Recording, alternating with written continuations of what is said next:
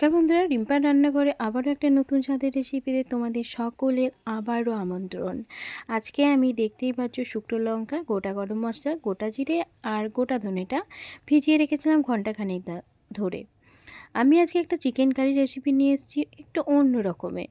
তো দেখো এটা কীভাবে বানাই। তারপরে এই মশলাগুলোকে খুব ভালো মতো যেহেতু 1 ঘন্টা ধরে ভিজিয়ে রেখেছিলাম নরম হয়ে গেছে, তাই মিক্সিতে দিয়ে দিলাম ব্লেন্ড করার জন্য। ব্লেন্ড হয়ে গেছে, দেখো তুলে নিয়ে দেখিয়ে দিলাম কত সুন্দরভাবে ব্লেন্ড হয়েছে।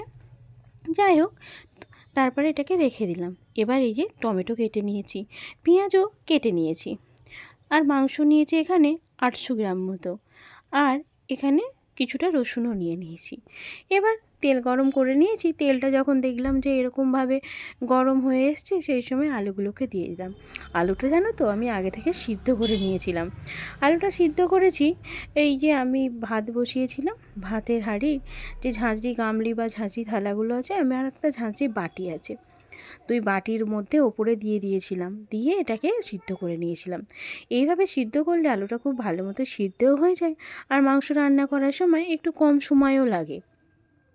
আর যেহেতু দেখলাম যে চিকেনটা কষাই বানাবো, কারি যেহেতু বানাচ্ছি, তখন আলুটা একটু আগে থেকে সিদ্ধ করা থাকলে বেশ ভালোই হয়। তো যাই হোক, তারপরে দেখো সিদ্ধ করা আলুটাকে একটু ওপিট ওপিট করে একটু সামান্য হলুদ দিয়ে ভেজে নেব। কালারটা যখন দেখবো গায়ের মধ্যে বেশ ভালো মতো ধরে গেছে, সেই সময় তুলে নেব। তুলে নেওয়া হয়ে গেল। দেখো প্রত্যেকটা আলু তোলার সময় দেখো কড়ার গা দিয়ে এবার তেলও পড়ছে। তো যাই হোক, কারণ কড়ার গায়ে তেল তো আসেই আমরা এইভাবে তুলতে গেলে।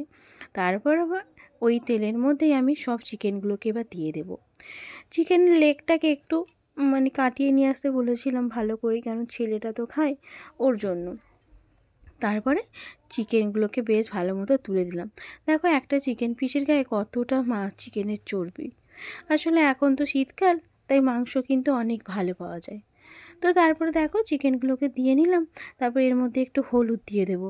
হলুদ দেওয়ার পর এই চিকেনগুলোকে একটু নেড়ে চেড়ে ভেজে নেব, খুব ভালো মতো একটু ভাজবো। আচ্ছা, চিকেনটা ভাজার সময় অবশ্যই গ্যাসের ফ্লেমটাকে মিডিয়াম টু হাই, মিডিয়াম রাখবে না, হাই রেখো। আমি হাই রেখেছিলাম, কারণ যদি লো করে রাখি দিয়ে ভাজি, তাহলে কিন্তু চিকেনের জলটা পুরো বেরিয়ে যাবে। তারপরে দেখো একটু হলুদ তো দিয়েই দিলাম, দিয়ে এবার চিকেনগুলোকে ভেজে নিচ্ছি। চিকেনটা ভাজার সময় একটু নেড়ে চেড়ে খুব ভালো মতোই কিন্তু ভেজো, না হলে কিন্তু খুব একটা ভালো লাগবে না। খুব ভালো মতো বলতে যখন দেখবে চিকেনের গায়ে একটু লাল লাল করে রং চলে এসেছে, সেই সময় চিকেনগুলোকে তুলে নিও।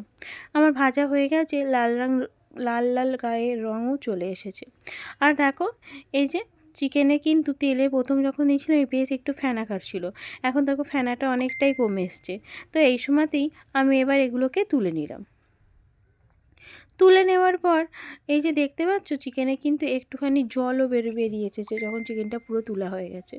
তো যাই হোক, তারপরে এই যে শুকনো লঙ্কা আর একটু গোটা গরম মশলা ফোড়ন দিয়ে দিলাম।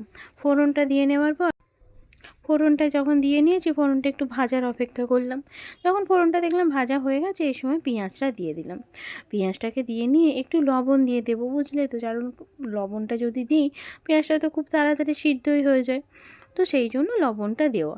আর আমি না সবসময় পেঁয়াজ ভাজার সময় একটু পেঁয়াজটাকে ঢেকেই দিই, কারণ আমি ছোটোর থেকে আমার মাকে দেখি পেঁয়াজে যখন ভাজে সেই সময় পেঁয়াজটা একটু ঢেকে দেয়, তাতে নাকি পেঁয়াজ খুব তাড়াতাড়ি নরম হয়ে যায়, আর তেলটাও খুব একটা উড়ে যায় না।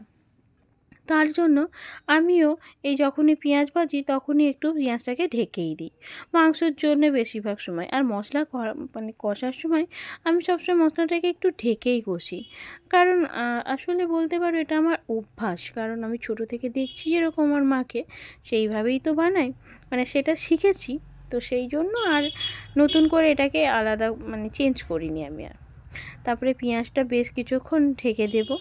ঢেকে দেওয়ার পর দেখো ঢাকা খুলে যখন দেখলাম পেঁয়াজটা নরম হয়ে গেছে, সেই সময় আর কি একটু রসুন দিয়ে দিলাম।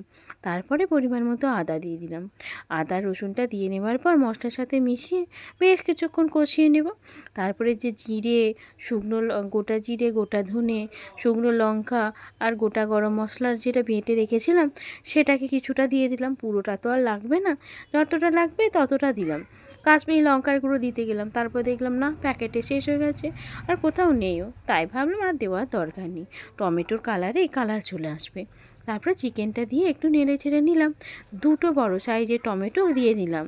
তারপরে এই যে মেটেটাকে আমি না সাইড করে রেখেছিলাম, সেটাকেও দিয়ে দিলাম। টমেটোটা দিয়ে নেওয়ার পর একটু ঢেকে দিয়েছি। তারপরে দেখো কিছুক্ষণ পর টমেটোটা কিন্তু সিদ্ধ হয়ে গেছে। তারপর ওপরে যে খোলাটা ছিল সেটা কিন্তু আমি হাতের সাহায্যে এরকমভাবে তুলে তুলে ফেলে দিলাম। তারপরে আর কি টমেটো তুলে তুলে ফেলে দেওয়ার পর একটু নেড়েচেড়ে ঢেকে দিলাম।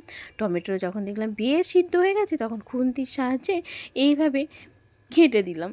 তাহলে কিন্তু টমেটোর জলেই কিন্তু চিকেনটা পুরো সিদ্ধ হয়ে যাবে। যাই বলো না কেন টমেটো থেকে থেকে কিন্তু বেশ খানিকটা জল বেরিয়েছিল, আর চিকেন থেকেও। তারপরে এই আলুগুলোকে দিয়ে দিলাম।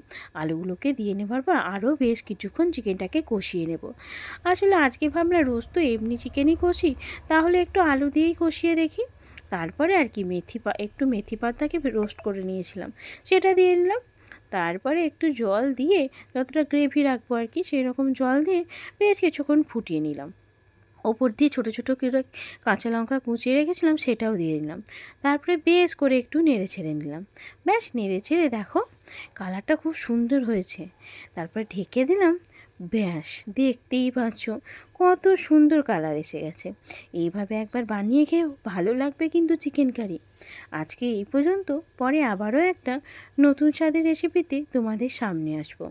ধন্যবাদ আমার সকল বন্ধুদের।